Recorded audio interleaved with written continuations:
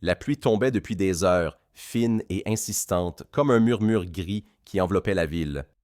Marc avançait dans la rue presque vide, son manteau noir collé à ses épaules, ses pensées plus lourdes encore que le ciel. Il rentrait tard du travail, trop tard comme toujours depuis quelques mois. La solitude du soir lui pesait, mais il s'y était presque habitué. Depuis la mort de son ami d'enfance, Thomas, 3 ans plus tôt, quelque chose en lui s'était éteint, comme une lampe qu'on oublie de rallumer. Il poussa la porte de son appartement, la lumière froide du couloir se reflétant sur le carrelage. Il laissa tomber ses clés sur la petite table, inspira profondément et sentit cette fatigue familière qui ne venait pas du corps, mais de l'âme. Il se dirigea vers la cuisine, se servit un verre d'eau, puis s'assit sur le canapé. Il voulait juste quelques minutes de silence avant de dormir. Son téléphone vibra. Une seule vibration. Brève, nettement trop tard pour être une notification normale. Marc fronça les sourcils. Qui pouvait envoyer un message à 23h48? Il attrapa le téléphone et son cœur se figea. Un nouveau message, un numéro qu'il connaissait par cœur, un numéro qu'il avait essayé de supprimer des dizaines de fois, mais qu'il n'avait jamais pu. Le numéro de Thomas. Le téléphone lui glissa presque des doigts. Ce n'était pas possible. Ce n'était pas une coïncidence. Ce n'était pas un hasard. Il avait assisté à l'enterrement. Il avait tenu la main de la mère de Thomas. Il avait vu son ami étendu, pâle, dans ce cercueil trop sombre, trop réel. Et pourtant, le message était là, sur l'écran éclairé dans la pénombre. « Marc, j'ai besoin de te parler. » Marc sentit un frisson glacé courir le long de son dos. Il relut le message plusieurs fois, espérant une illusion, une erreur, un bug du réseau. Mais non. Chaque lettre demeurait, immobile et implacable. Il inspira profondément et posa le téléphone sur la table. Son cœur battait vite, trop vite. Plusieurs secondes passèrent, mais il avait l'impression qu'un tunnel s'était ouvert sous ses pieds. L'air manquait dans l'appartement, comme s'il était soudain devenu plus lourd. Il saisit de nouveau le téléphone et observa le numéro. Exactement le même. Pas un chiffre changé. Pas un alias. Le même numéro que Thomas utilisait pour lui écrire quand ils étaient adolescents, quand ils se donnaient rendez-vous pour fêter leur réussite, quand ils traversaient ensemble les pires tempêtes de la vie. Une partie de lui voulait répondre, une autre refusait. Mais quelque chose de plus fort encore l'obligeait à rester immobile, à regarder l'écran comme s'il pouvait y trouver une explication. Le téléphone vibra encore. « S'il te plaît, réponds !» Marc sentit sa gorge se serrer. La voix de Thomas semblait résonner dans sa tête, ce ton calme, presque amusé. Il se leva brusquement, fit quelques pas dans le salon, puis revint s'asseoir. C'était irrationnel, improbable, impossible. Mais il ne rêvait pas. « Qui est là ?» tapota-t-il enfin avec des doigts tremblants. Il regrettait immédiatement d'avoir envoyé le message. Il aurait voulu attendre, ou ne jamais répondre, mais c'était trop tard. Les secondes passaient lentement, puis 1 minute, puis 2. Rien. Marc commençait à se dire que c'était effectivement une mauvaise blague. Quelqu'un savait peut-être comment le blesser, comment exploiter la cicatrice la plus profonde de son cœur. De la cruauté pure. Il serra les poings. Qui oserait jouer avec la mémoire de Thomas? Le téléphone vibra encore. Cette fois, le message était plus long. « Je ne sais pas combien de temps j'ai. Juste écoute-moi. Tu dois venir à l'endroit où tout a commencé. Ce n'est pas une blague. Ce n'est pas un piège. Je suis désolé, Marc, pour tout. » Il resta immobile, l'endroit où tout avait commencé. Qu'est-ce que cela signifiait? Il y avait tant de souvenirs partagés avec Thomas. Leur école, leur première petite maison qu'ils avaient taouée à deux, le lac où ils allaient pêcher, le cabanon abandonné derrière la forêt où ils se retrouvaient pour parler de leurs rêves et échapper au monde. Le cabanon, un souvenir perça dans son esprit, vif, presque douloureux. C'était là que Thomas lui avait annoncé pour la première fois qu'il se sentait suivi, épié, menacé. Marc secoua la tête. Non, tout cela n'avait pas de sens. Il se leva, fit quelques pas nerveux, puis revint vers le téléphone. Son cœur battait à tout rompre, mais une force étrange, un mélange de peur, d'espoir et d'un besoin profond de comprendre, l'empêchait de rester immobile. « Qui es-tu » écrivit-il. « Comment as-tu eu ce numéro ?»« Thomas est mort. » Il fixa l'écran, les yeux grands ouverts. La réponse arriva presque instantanément, comme si la personne ou la chose, à l'autre bout, attendait précisément cette question. « Je sais que je suis mort, Marc. Je sais ce que tout le monde croit. Mais tu dois m'écouter. Si tu ne viens pas maintenant, il sera trop tard. » Marc sentit son souffle se couper. C'était trop précis, trop calculé pour être un hasard. Impossible à ignorer. Mais sa raison criait le contraire. Il sentit la pièce se resserrer autour de lui. Il attrapa son manteau, puis s'arrêta. Que faisait-il? Pourquoi réagir à un message venant d'un mort? Mais rester ne ferait qu'attiser sa peur. Un silence glacé régnait autour de lui. Et puis, quelque part au fond de son esprit, une petite voix se réveilla. Une voix qui disait « Et si c'était vraiment Thomas? Pas vivant, pas mort. Quelque chose d'autre? » Il mit ses chaussures, prit ses clés et sortit de l'appartement. La pluie tombait toujours, mais il ne la sentait presque plus. Tout son être était concentré sur une seule chose, la vérité, peu importe ce qu'elle serait. En marchant vers sa voiture, il jeta un dernier regard sur l'écran. Un dernier message venait d'arriver, comme un souffle dans la nuit. « Je suis désolé de t'entraîner là-dedans. Mais tu étais le seul en qui je pouvais encore avoir confiance. Ne tarde pas. » Marc démarra la voiture. Son cœur battait plus vite que le moteur. Il n'avait aucune idée de ce qui l'attendait. Mais une chose était sûre, sa vie allait changer pour toujours. Marc conduisait sous la pluie battante, les essuie-glaces travaillant sans relâche pour dégager le pare-brise. La route était sombre, presque déserte, et chaque lampadaire projetait une lumière tremblante sur l'asphalte mouillé. L'atmosphère semblait lourde, étouffante. Il avait l'impression d'avancer dans un tunnel d'ombre, un passage qui le menait vers quelque chose dont il ne connaissait ni la forme ni la nature. Ses mains serraient faire le volant un peu trop fort. Il se surprit à vérifier le téléphone posé sur le siège passager, comme s'il s'attendait à recevoir un autre message à tout instant. Mais l'écran restait noir, silencieux. C'était presque pire que les messages eux-mêmes. Cette attente, cette incertitude, ce sentiment d'être observé ou guidé par quelque chose qui n'aurait pas dû exister. Il prit la sortie vers la forêt. Le cabanon n'était plus qu'à une dizaine de minutes. Le même chemin que dans leur jeunesse. La même route sinueuse bordée d'arbres hauts et serrés dont les branches formaient une sorte d'arche naturelle au-dessus de la route. À mesure qu'il approchait, son cœur s'alourdissait. Des souvenirs revenaient, un par un, comme des éclats de lumière dans la brume. Thomas qui riait aux éclats en essayant d'allumer un feu. Thomas qui lui avouait ses peurs. Thomas qui, quelques mois avant sa mort, lui avait dit qu'il se passait des choses étranges autour de lui. À l'époque, Marc avait cru qu'il traversait une période difficile. Il n'avait jamais imaginé que tout cela avait un lien avec ceci. Il arriva près de l'endroit où il devait garer la voiture. Le bruit de la pluie semblait s'atténuer, comme étouffé par l'épaisseur de la forêt. Marc coupa le moteur. Pendant quelques secondes, il resta immobile, écoutant son propre souffle, essayant de calmer les battements rapides de son cœur. Il prit son téléphone, l'alluma. Aucun nouveau message. Il ouvrit la porte et sortit dans la nuit. La pluie avait presque cessé, mais l'air restait humide, saturé d'une odeur de terre mouillée. Ses pas écrasèrent les feuilles trempées. Il alluma la lampe de son téléphone et se mit en marche vers le sentier. Chaque pas semblait résonner trop fort dans ce silence étrange. Il avait l'impression d'être seul au monde. La lumière blanche de son téléphone éclairait seulement quelques mètres devant lui, laissant derrière un mur d'obscurité impénétrable. Il avançait lentement, son souffle formant de petites nuées de vapeur dans l'air froid. Lorsqu'il arriva près du vieux pont en bois, un pont qu'il reconnaissait malgré les années, il eut un frisson. Ce pont avait-il été témoin de tant de souvenirs, des bons et des mauvais. Il le traversa, le bois craquant sous ses chaussures. Puis il aperçut enfin, au loin, la silhouette du cabanon. Une ombre grise dans la nuit, délabrée, fatigué par les années, mais toujours debout.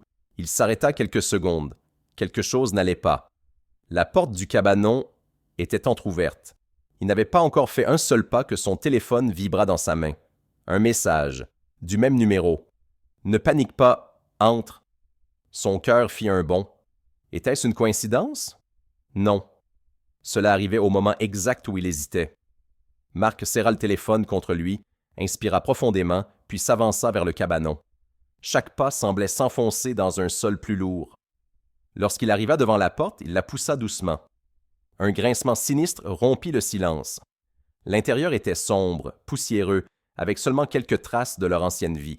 Une vieille table, 2 chaises cassées, un sac de charbon humide et quelques outils rouillés accrochés au mur. Rien n'avait changé. Et pourtant, quelque chose était différent.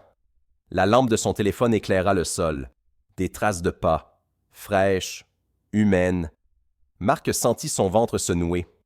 Quelqu'un était là récemment. Ou quelqu'un était encore là. Il s'avança, lentement, scrutant chaque recoin. Son souffle tremblait. Il tenta de se raisonner. Peut-être que quelqu'un avait trouvé le cabanon et l'utilisait comme refuge. Peut-être qu'il y avait une explication simple, logique. Mais alors pourquoi utiliser le numéro de Thomas? Pourquoi connaître leurs souvenirs? Pourquoi l'appeler ici, maintenant? Il fit un pas de plus, un bruit derrière lui, un craquement, léger, presque imperceptible, mais assez pour glacer son sang. Il se retourna brusquement, sa lampe pointée vers l'origine du bruit. Rien. Juste des ombres, immobiles. Il sentit sa respiration s'accélérer. Ses mains tremblaient. Il tenta de calmer son cœur, mais une panique sourde montait lentement, comme une marée noire. Le téléphone vibra encore. « Ne t'enfuis pas. Je suis là. Mais tu ne peux pas me voir. Pas encore. » Marc sentit une bouffée de terreur l'envahir. « Pas encore? » Qu'est-ce que cela signifiait? Il sentit comme une présence derrière lui. Pas un bruit, pas un souffle, mais une sensation, une pression dans l'air, comme si quelqu'un se tenait à quelques centimètres de son dos. Il se retourna lentement. Il n'y avait toujours personne. Mais il savait, profondément, que quelque chose se trouvait là. Quelque chose qu'il ne comprenait pas. Quelque chose qui ne devrait pas exister. Son téléphone vibra une nouvelle fois, plus longuement cette fois. Un message vocal. Le cœur de Marc manqua un battement. Un message vocal, venant d'un mort. Il appuya sur lecture. Une voix sortit du haut-parleur. Une voix qu'il aurait reconnue parmi 1000. C'était Thomas. Mais ce n'était pas exactement Thomas. La voix était déformée, comme si elle venait de très loin ou à travers de l'eau. Le ton était tremblant, haletant. Mais c'était lui, sans aucun doute. « Marc, écoute-moi. S'il te plaît, je n'ai pas beaucoup de temps. Ils arrivent. Tu dois comprendre que ce qui m'est arrivé, ce n'était pas un accident, une coupure, un bruit métallique, puis un souffle. Ils savent donc que tu es ici maintenant? » La voix s'interrompit brutalement. Le fichier prit fin. Marc resta immobile, le téléphone dans la main, incapable de bouger, incapable de respirer. Puis derrière lui, dans l'obscurité du cabanon, un bruit, un souffle, un murmure très faible, comme quelqu'un qui prononçait son nom. « Marc !» Marc sentit ses jambes se figer. Le murmure résonna encore une fois, plus faible, presque noyé dans l'air humide du cabanon. Ce n'était pas un bruit naturel, pas un souffle de vent entre les planches. C'était une voix. Et une partie de lui savait, instinctivement, à qui elle appartenait. « Marc !» Il se tourna brusquement, sa lampe tremblant dans sa main, éclairant les murs fissurés, la poussière suspendue, mais personne. Juste l'obscurité compacte du fond de la pièce. Il essaya de parler, mais aucun son ne sortit. Il sentit sa gorge se serrer, comme si la peur elle-même l'empêchait de respirer. Il ouvrit la bouche une seconde fois, rassemblant le peu de courage qu'il lui restait. « Thomas ?» Le silence retomba. Un silence lourd, presque visqueux. Il entendait son propre cœur résonner dans ses oreilles. Puis soudain, un pas, un seul. Un pas lent, étouffé, comme si quelqu'un marchait pieds nus sur le sol poussiéreux. Marc recula instinctivement, jusqu'à sentir le mur froid derrière lui. Sa lampe éclaira le fond du cabanon, cherchant désespérément une silhouette, une forme, n'importe quoi. Mais il n'y avait rien. Seulement l'obscurité, profonde, compacte, vivante. Le téléphone vibra encore dans sa main. Marc sursauta. Il baissa les yeux. Un nouveau message. « Ne regarde pas là. Il voit quand tu regardes. » Un frisson violent remonta le long de sa colonne vertébrale. « Il. » Qui était « il » Marc sentit sa respiration s'accélérer. Il se força à inspirer profondément, à calmer ses pensées. Il essaya de se convaincre que c'était un rêve, une hallucination, une mauvaise farce. Mais chaque vibration du téléphone, Chaque bruit dans le cabanon rendait cette idée de plus en plus impossible. Il ferma les yeux une seconde et murmura « Qu'est-ce que tu veux que je fasse ?» Thomas. Un autre pas résonna, plus proche. Cette fois presque à portée de main. Marc releva brusquement la lampe. Toujours rien. Le téléphone vibra de nouveau. « Avance. Vers la gauche. Il y a quelque chose que tu dois voir. » Il tourna la tête vers la gauche. La lumière de son téléphone éclairait un vieux mur de planches, gondolé et jauni par le temps. Rien de spécial à première vue, mais quelque chose dans le message l'obligeait à bouger. Il fit un pas, puis un autre. Chaque mouvement semblait absorber tout son courage. À mesure qu'il s'approchait, il remarqua quelque chose qu'il n'avait jamais vu auparavant. Une planche légèrement différente des autres, plus récente, pas tout à fait alignée, comme si quelqu'un l'avait remplacée il y a peu. Le message suivant arriva avant même qu'il ne touche le bois. « Derrière cette planche, dépêche-toi !» Marc approcha sa main, lentement. Il n'osait pas imaginer ce qu'il trouverait là. Il inséra ses doigts sous l'extrémité de la planche et tira doucement. Le bois résista d'abord, puis céda avec un craquement sec. Derrière, un espace vide, noir, beaucoup plus profond qu'il ne l'aurait cru. La lumière de son téléphone pénétra dans la cavité et révéla un carnet, vieux, couvert de poussière, et une photo. Marc sentit son cœur se comprimer. Il prit la photo entre ses doigts tremblants. C'était une photo de lui et Thomas, leur dernière photo ensemble. Mais quelqu'un avait dessiné dessus, au marqueur noir, une forme sombre, une silhouette derrière eux, floue, indistincte, une ombre. Quelqu'un l'avait dessinée, ou quelque chose l'avait révélé. Marc sentit son estomac se retourner. Ce n'était pas un simple gribouillage. La silhouette avait une forme, simple, pourtant déformée, comme un être humain très grand, trop grand, avec des bras trop longs et un visage effacé. Il retourna rapidement la photo, comme pour échapper à ce qu'il voyait. Derrière, un mot était écrit à la hâte, un seul. Un mot qui fit frissonner Marc jusqu'à la moelle. « Fuis !»